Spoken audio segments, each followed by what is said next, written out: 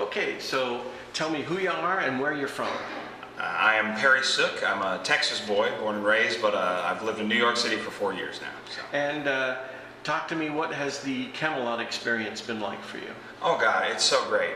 This particular version of Camelot is very near and dear to my heart. I was with it when it first came about in New Jersey a handful of years ago.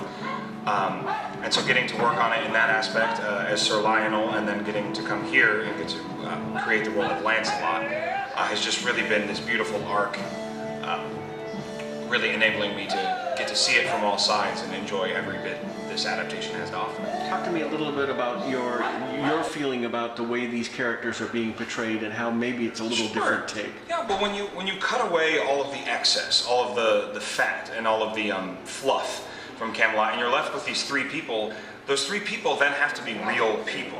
You can't go with these, common conceptions and the pre-cut Arthurs and Lancelots and Guinevere. And so a Lancelot that with 40 people behind him and a giant forest and tree, comes across as, funny almost, or a caricature, all of a sudden becomes arrogant and fake and phony in this true story that we're telling here. So with this production, I wanted to make my Lancelot more honest, more genuine. He believes he is the perfect knight. There's no arrogance or fluff about it. It is just him trying his best to be the best he can for the table, and then the best he can to be the best he can for Guinevere. And all of that is a true story, that is a true connection between him, the table, and his love. What's your favorite moment in Camelot? Oh God, there's so many. I think the end of the joust is a pretty remarkable scene because Lancelot isn't sure he can commit a miracle, and especially in this version where most of the magic is cut out. So that moment when he finally gets to do something he's not sure he can do, and is accepted by everyone, and the eye contact he makes with all the people kneeling for him, and then realizing, because I believe the joust is when he realizes not only does he have feelings for Guinevere, but he is now entangled, and there is something there that can't be ignored anymore. And so getting to make that eye contact and that connection and feel both a part of the castle but then a part of Guinevere's story is really a great moment, I think, for Lancelot. Okay, tell me who you are and where you're from. I'm Meg Sharp, and I'm from LaGrange, Georgia. Talk to me about Guinevere. She is a modern woman, definitely out of place for the time period that the story is told in. And I think it's just cool to see how Guinevere, even though the men are at the forefront of the story often, that what she does behind the scenes really drives the story and holds a lot of the heart of the story. And so she gets to be a full woman. She gets to experience romance, she gets to be strong and powerful, she gets to make mistakes, so she gets to be a full person. And I don't know if you often get to see that fully in a story, but it's cool. What's your favorite moment in Camelot?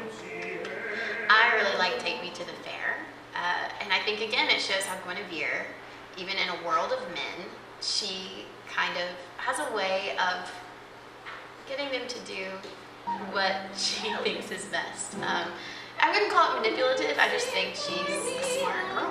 So it's just such a fun number. And that and Last Month of May, it's just such great ensemble pieces. And I think the energy can be felt in the audience. Great, thank you. Thank you. So, young man, tell me who you are and where you came from.